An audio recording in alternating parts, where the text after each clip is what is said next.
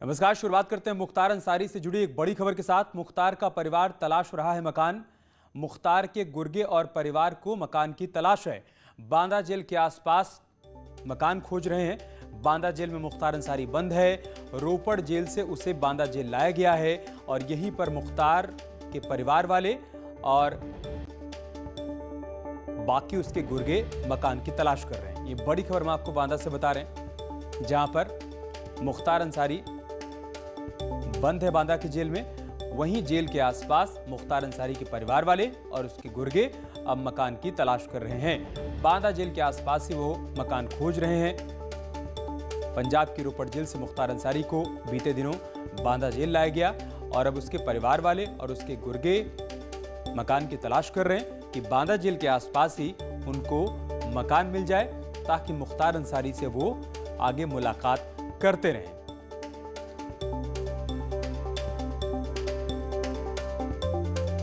बांदा से बड़ी खबर हम आपको बता रहे हैं। बांदा जेल के आसपास मुख्तार अंसारी के परिवार वाले और उसके गुर्गे अब मकान की तलाश में हैं। जो जानकारी सामने आई है उसके मुताबिक मुख्तार जब से पंजाब के रोपड़ जेल से बांदा जेल में शिफ्ट हुआ है तभी से उसके परिवार वाले और उसके गुर्गे इस कोशिश में हैं कि उनको बांदा जेल के आसपास मकान मिल जाए।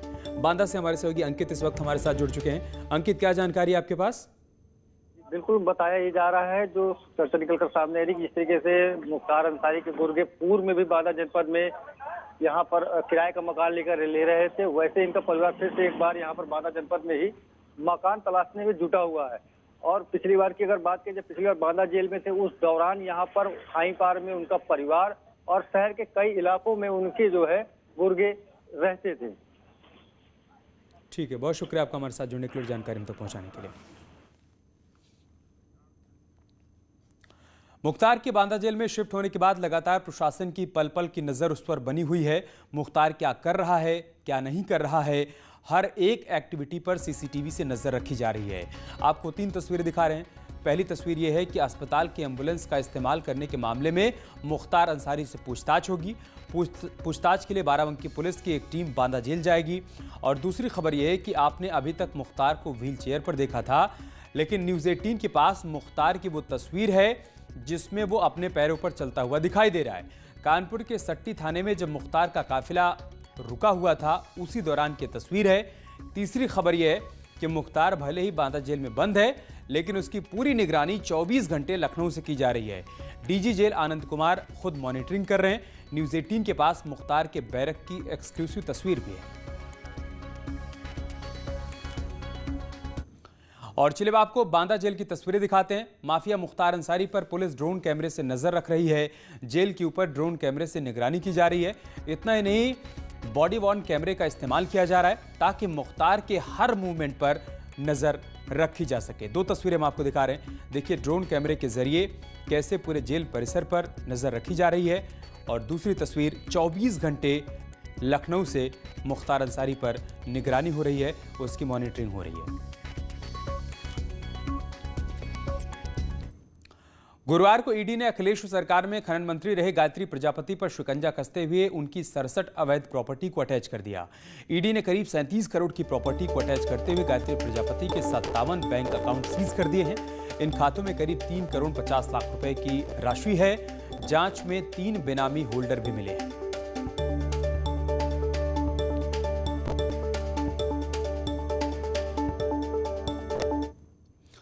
काशी विश्वनाथ मंदिर और ज्ञानवापी मस्जिद मामले में फास्ट ट्रैक कोर्ट ने फैसला सुनाते हुए पुरातात्विक सर्वेक्षण को मंजूरी दे दी है और साथ ही सर्वेक्षण का सारा खर्चा सरकार को उठाने का आदेश भी दिया है। सर्वे करने के लिए एएसआई के 5 सदस्यों की टीम बनाई जाएगी। इस मामले में दिसंबर 2019 से ही पुरातात्विक सर्वेक्षण कराने को लेकर कोर्ट में बहस चल रही थी। न्यायालय ने दोनों पक्षों की बहस सुनने के उपरांत फैसला आज सुना दिया है और मंदिर पक्ष के प्रार्थना पत्र को स्वीकार कर लिया गया है।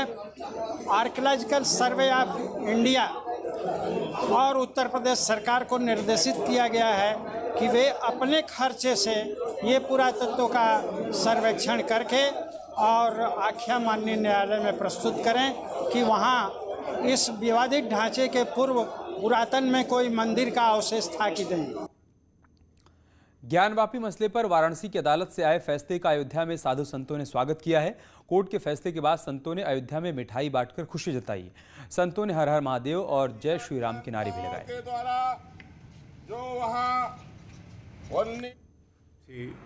भगवान विश्वनाथ का मंदिर है और इसमें कोर्ट का हम सम्मान करते हैं, लेकिन 2 मुसलमान भी उसमें रहें इसको हम विरोध करते हैं। वहाँ केवल हिंदू के पक्ष से आदर है। जैसे राम जन्मभूमि का जब मुकदमा चला था तो उसमें केवल हिंदू पक्ष के लोग थे, मुसलमान अलग से थे और उसके साथ नहीं जुड़े थे, इसलिए उनका जरूरत नहीं है मुसलमानों का। कि जिस तरह से मर्यादा पुरुषोत्तम भगवान श्री राम लला के दिव्य भव्य राम मंदिर का निर्माण अयोध्या धाम में हो रहा है, उसी तरह से देवाधिदेव महादेव काशी विश्वनाथ भगवान का भी दिव्य भव्य अब जो है काशी विश्वनाथ मंदिर का निर्माण होगा। वह शुभ घड़ी की जो प्रतीक्षा थी वह आज से उसका श्री गणेश हो गया है। वाराणसी न्यायालय के द्वारा श्री काशी ज्ञानवापी मस्जिद के मुकदमे में जो बाबा विश्वनाथ का स्थान है, आदि विश्वेश्वर महादेव जिन्हें अविमुक्त और बाबा विश्वनाथ कहते हैं, इस संदर्भ में कोर्ट के द्वारा कि इसका एक सर्वे हो कि इसका स्वरूप क्या है, कौन सा धार्मिक स्वरूप है, तो ASI के द्वारा सर्वे कराने का और इसका व्यय राज्य सरकार के द्वारा उठाया जाए, ऐसा आज एक आदेश पारित हुआ है। वहीं ज्ञानवापी मसले पर आए फैसले पर मुस्लिम पक्ष ने सवाल उठाए हैं। उनका कहना है कि जब मामला हाईकोर्ट में पेंडिंग है तो फैसला कैसे आ सकता है। इशू जो है वो इलाहाबाद हाई कोर्ट में पेंडिंग है कि ये सूट चल भी सकता है या नहीं चल सकता, या सिर्फ या इसी स्टेज पर खारिज हो जाना चाहिए।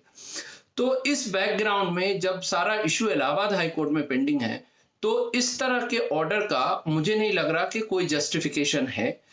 देखिए, जो सिविल कोर्ट ने आज ये हुक्म दिया है कि वहाँ की मस्जिद के नीचे के इलाके के इर्द गिर्द का ASI उसकी करे, सर्वे वगैरह करे, तो ये कतई गैर कानूनी हुक्म है।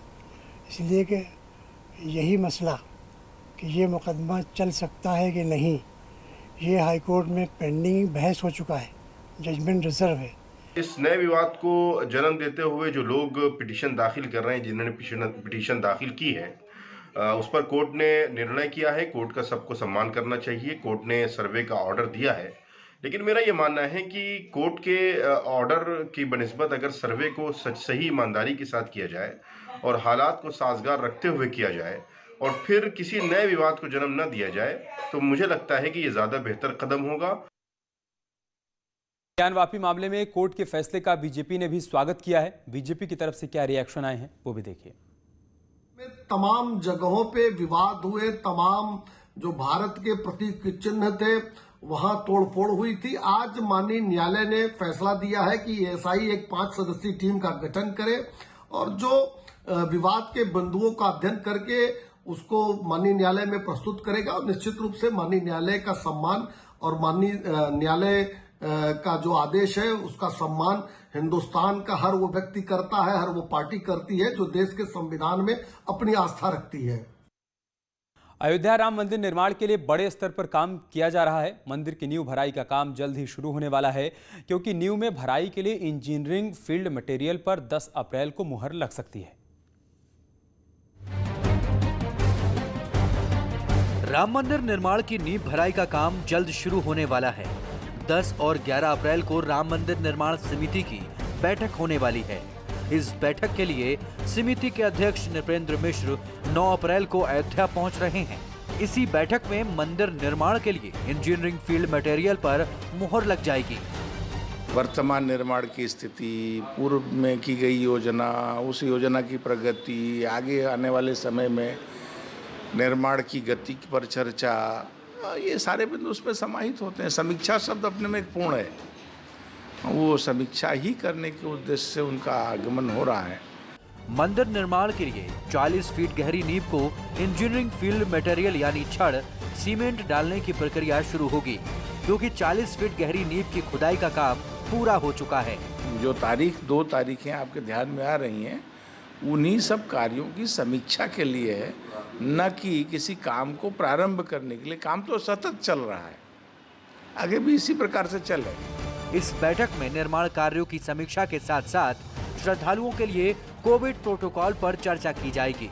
इस बैठक में ट्रस्ट के सभी सदस्यों के साथ निर्माण काम में L&T और टाटा कंसल्टेंसी के इंजीनियर भी शामिल होंगे। न्यूज़ 18 के लिए अयोध्या से निमिष की रिपोर्ट। दिल्ली में गाजियाबाद नगर निगम के बॉन्ड लिस्टिंग का कार्यक्रम संपन्न हुआ। इसमें केंद्रीय मंत्री, राज्य मंत्री समेत गाजियाबाद की मेयर भी मौजूद थीं। दिल्ली में बॉन्ड लिस्टिंग सेरेमनी का कार्यक्रम आयोजित किया गया।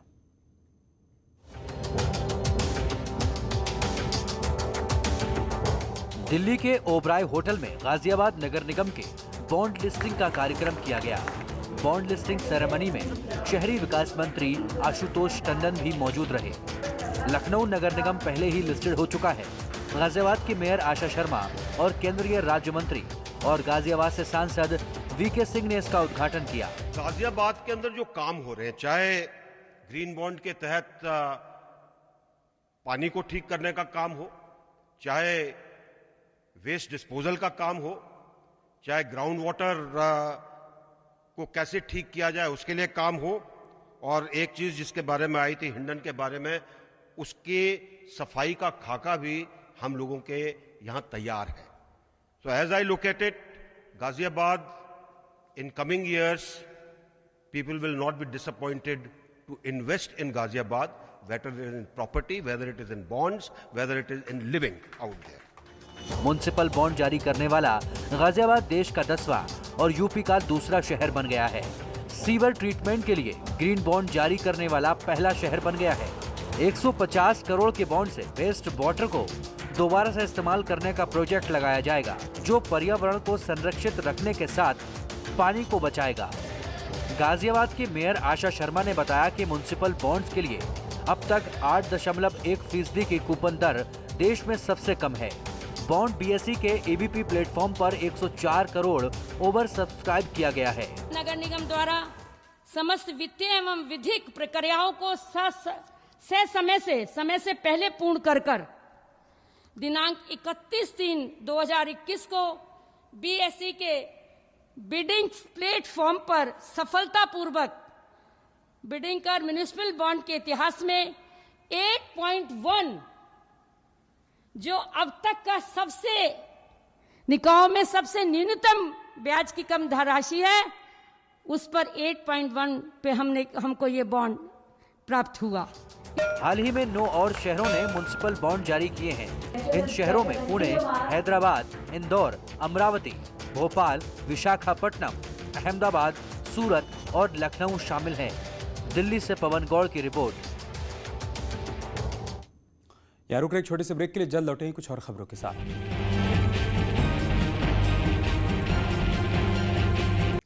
और एक बड़ी खबर अयोध्या से, जहां पर बदमाशों से पुलिस की मुठभेड़ हो गई। हत्या मामले में फरार अखिलेश सिंह को गिरफ्तार किया गया है।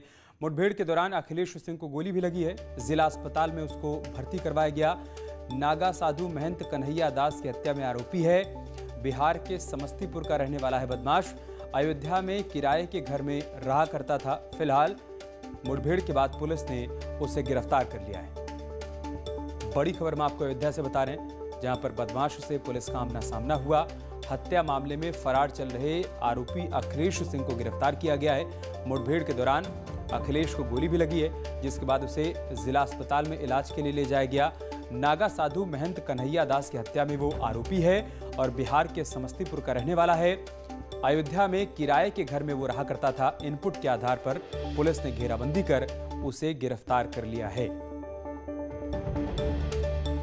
ये तस्वीरें भी देखिए आप, जब बदमाश और पुलिस का आमना सामना हुआ उस वक्त की तस्वीरें हैं। इसी बाइक से वो जा रहा था, पुलिस ने उसे रुकने का इशारा किया, तब उसकी तरफ से भी गोलीबारी की गई और पुलिस की तरफ से की गई गोलीबारी में बदमाश घायल हुआ। पुलिस ने उसे गिरफ्तार किया, अस्पताल में इलाज के लिए भर्ती भी करवाया।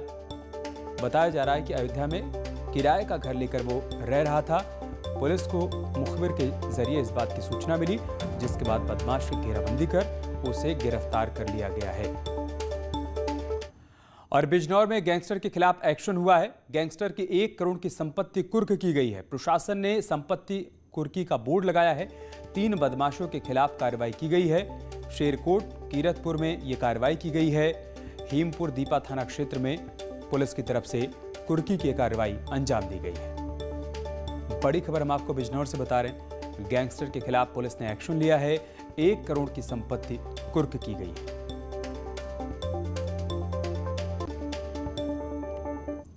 और चलिए इसके साथ इस बुलेटिन में इतना ही। खबरें जारी हैं, आप बने रहे हमारे साथ। नमस्कार।